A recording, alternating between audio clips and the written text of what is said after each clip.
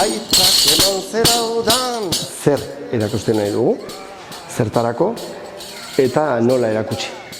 Baina importantea da, ulertzea dantza ez dela bakarren mugimendua.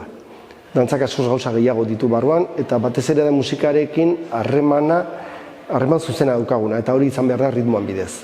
Landu dugu alde batetik egitura ritmikoak, oinarrizkoak, lurrean egin daitezkenak, bigarrena nola pasatu hori gorputzara, eta desplazamentoa nola egin, inertziak nola kudeatu, eta gero hirugarrenean aldarrikatu pizkat hizkuntza koreografikoa. Hasteko guk geu garatu behar dugu, nahi badugu gure ikasle garatzea. Eta hori, eskemak apurtu zaizkigu.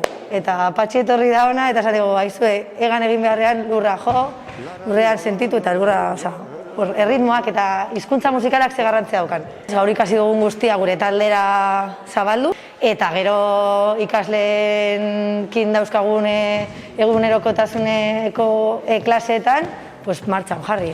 Eta bai garrantzia eman, berak esaten zuen bezala, hizkuntza musikalari, musika sentitzeari, entzutea, postura ere, disfrutatzea, ez? Ez dute behar gainera forma magikorik, behar dute ulertu erakusten dutena. Ez bakarrik erakutsi datena erakutsi, berriz, soiltzea egiten duguna, gero nahi beste komplikatzeko.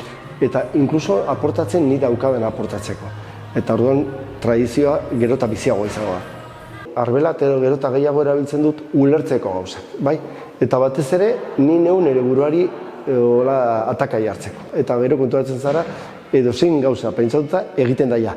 Berez, ez dugu ezer asmatzen, berez dan asmatua dago, eta horre egin daitezke kombinazio guziak notan artean, guziak edo gehienak egina daudeia da mundu tradizionalak egiten dituz eta azken finean bianka ditugula.